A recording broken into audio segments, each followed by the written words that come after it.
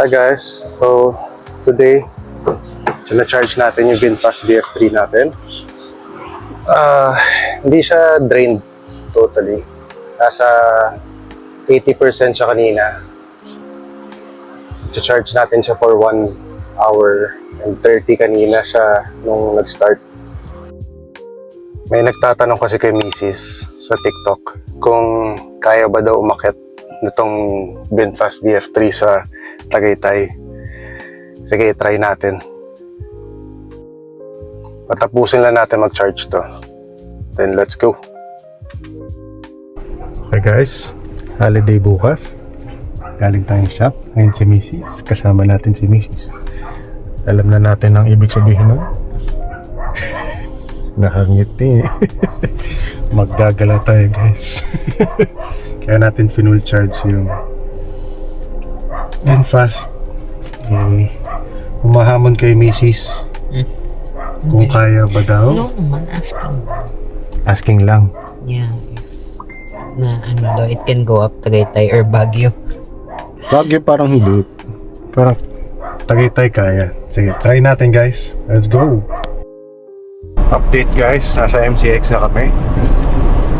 Sa 187 kilometers, 94% pa. MCX pa lang. Let's see. Okay, so SLEX na tayo guys. First time nitong VinFast DF3 namin sa southbound ng papuntang Laguna. Cruising speed lang tayo guys. Takbong choppy lang. Pansin ko lang sa ilaw talaga nitong VF3 is malabo talaga. Medyo madilim. As you can see. I don't know kung kita sa video pero medyo madilim yung ilaw niya, so palitan natin to. And guys, we're at Mamplasan na, Greenfield City. Approaching Calax.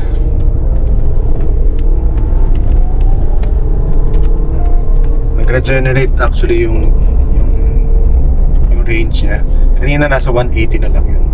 Ngayon nasa 189 na. Ayan, nasa Calax na tayo guys. Let's go.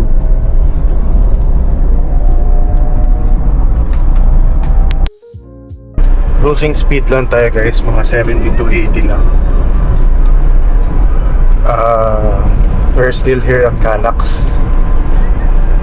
I think kaya naman guys. Kaya. For a 43 horsepower na vehicle guys, okay naman siya. Yung pag nasa expressway parang hindi mo kaya mag 100 masyado. Kaya siya nung car pero parang matatakot ka na. Mabilis. Yeah, mabilis siya eh. Mabilis siya umarangkada pero pag yung nasa expressway ka, mabagat na. Matagtag nga lang din talaga siya guys. Ramdam mo yung lahat ng bumps sa expressway. Yeah, parang barefoot. yes, parang kang nakapaa sa expressway.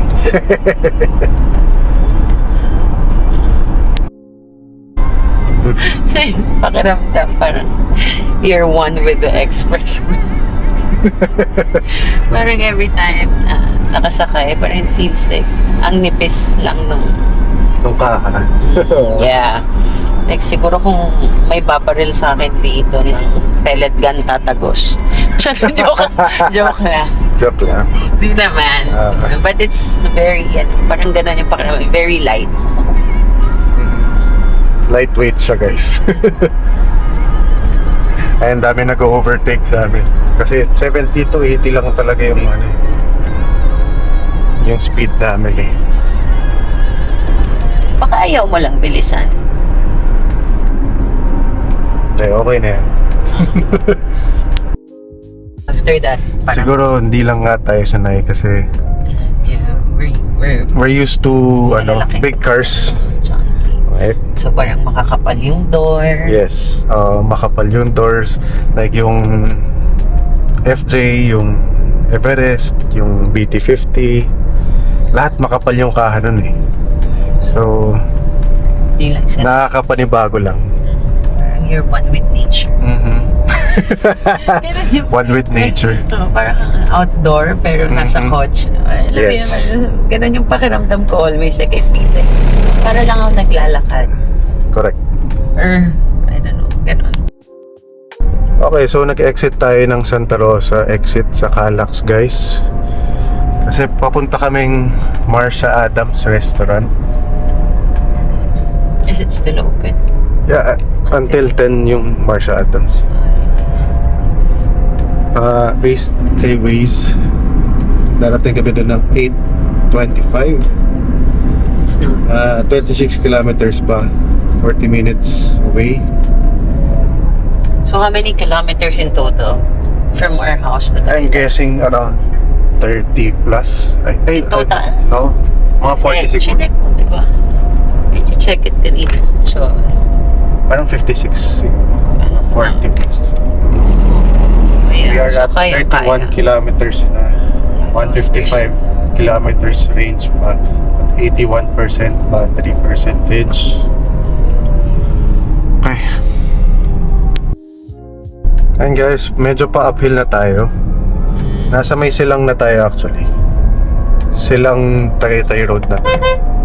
Ang cute talaga ng busina na tayo. Kayang-kaya naman paakyat guys. Parang effortless naman. 2 passengers. 2 passengers, no?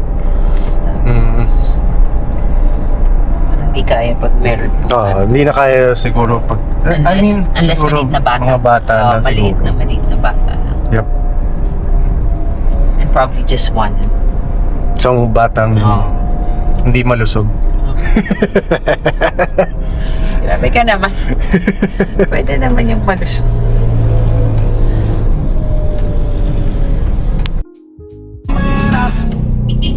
Stop over muna tayo guys.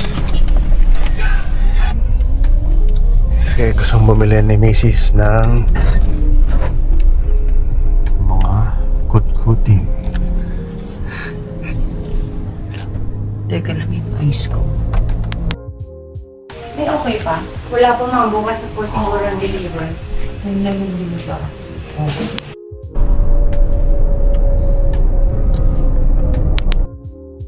Yan guys, kakatapos lang natin mamili ng pasalubong.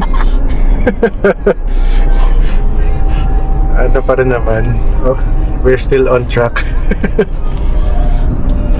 Laki ng tagay. Laki ng daga guys dun sa bilihan ng buko pie. Stress ako. Napraning si Macy's. Nakakatakot. Malaki pa siya dun sa yemak. Malaki pa sa makik na nabili namin guys. Sabi, base sa Macy's ko, Malaki talaga. Parang kaya akong kainin eh. dumaan sa harap namin. Stress talaga ako. Na-stress siya eh. Okay, so uphill pa rin guys. Okay pa rin naman. Wala namang problema. Dapat lang.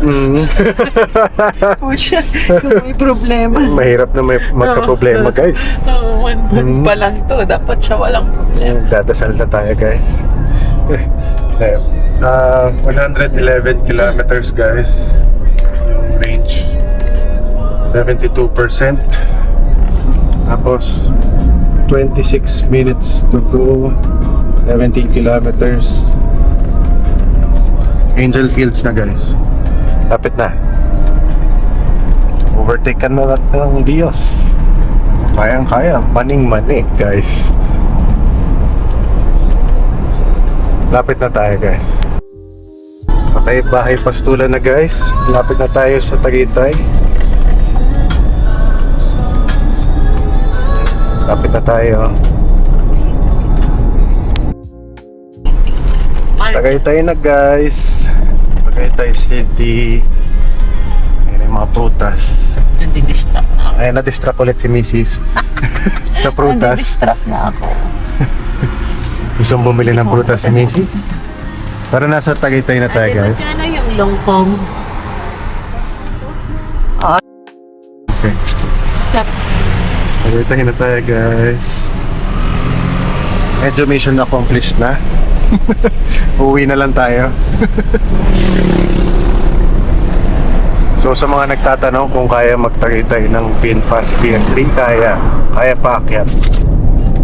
Maning-mani naman guys. So we're now here at Tagaytay na guys. Nag-decide na lang kami dito lang sa Aristocrat mag-dinner. So kasi medyo may range anxiety na. Kasi biglang naging Oh, sorry. 93 kilometers na lang yung range at 67%. Pero tingin ko hindi siya masyado accurate. Kasi 47.3 pa lang yung Natatak. kilometers na natakbo since kanina nag full charge kami. So, kain muna kami. Tapos, we'll update you pagka pabalik na kami ng Alabang. There guys, nandito na tayo sa Tagaytay sa Aristocrat. And here's the VF3. Kayang-kaya naman umakyat ng Tagaytay guys. Galing. So let's eat guys. Let's go. Mega chip cookie. Oh, sarap. Red velvet.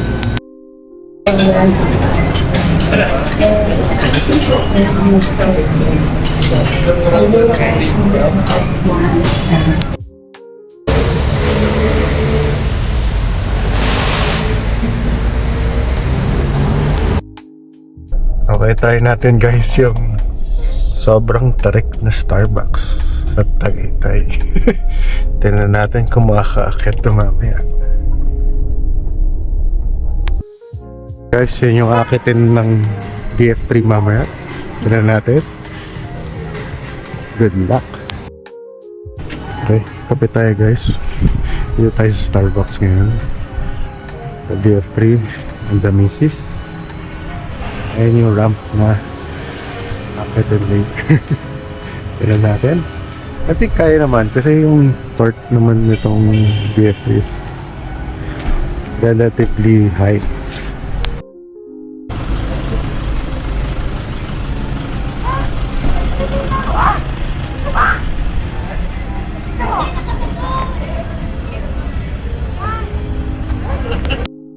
Okay guys, so paalis na tayo ng Tagaytay.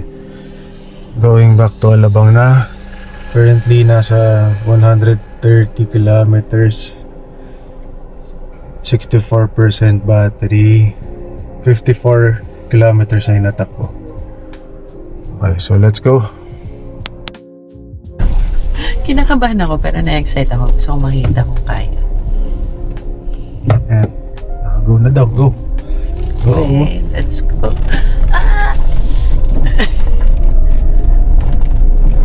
Kaya naman eh. Okay, kaya naman pala guys. Hindi ako magtutulak. Galing. Okay, bye. Uwi na kami. Bye-bye. Let's go. Kayang-kaya ng BF3 yung tarik na yan. So I think kaya naman makaakit ng Baguio, di ba? Pero you have to charge siguro. In Hindi ka... between. Oh, When you get there. Or in between. Hindi. in between. Merong chargers dapat in between.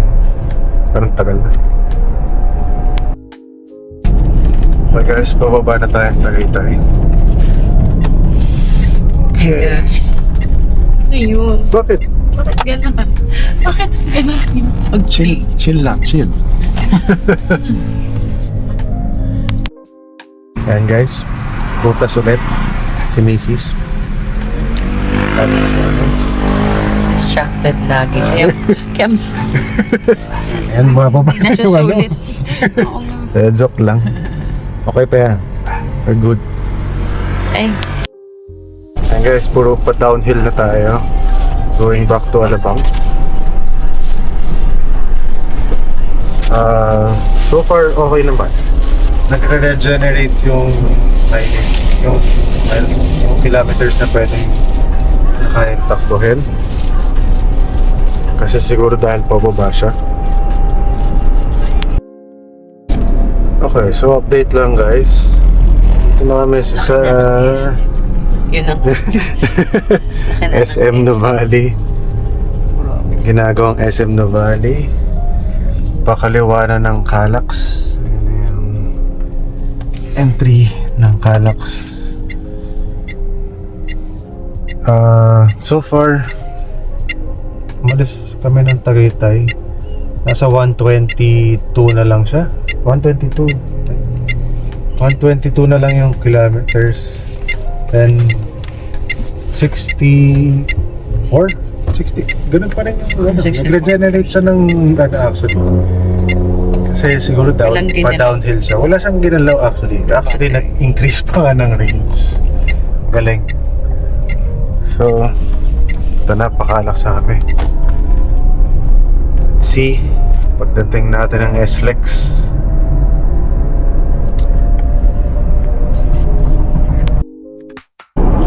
So guys, nasa SLEX na tayo.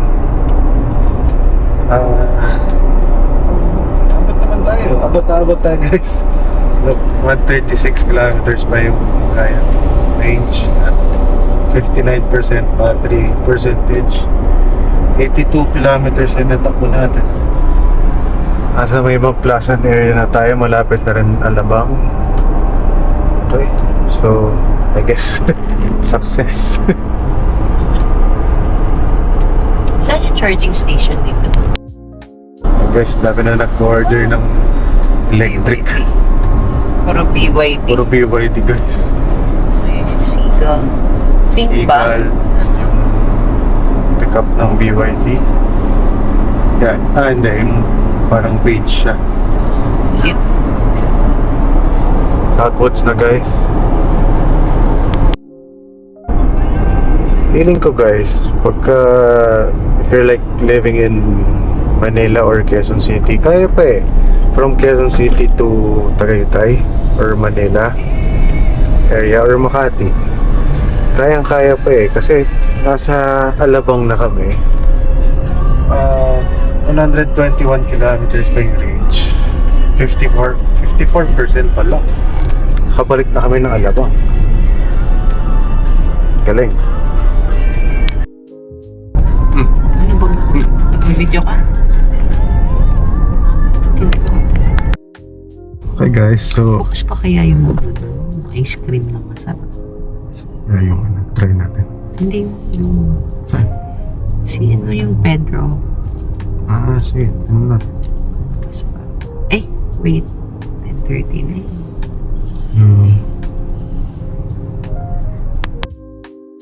Okay guys, so Alabang na kami. Ay.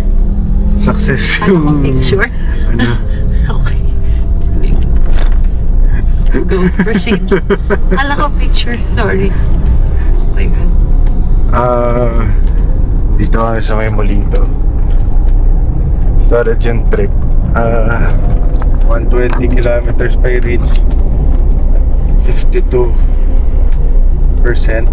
97.5 kilometers total.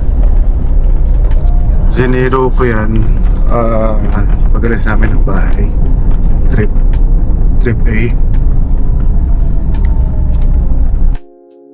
So ayun, so sa mga nagtatanong sa misis ko kung kaya ba mag-Tagaytay itong VinFast BF3, Kaya. kaya. There's still 118 May more. 118 kilometers pa at 52%. And we're almost home. Malapit na kami sa bahay. So pwede pa gamitin tomorrow. Yeah. So One more day pa. yep.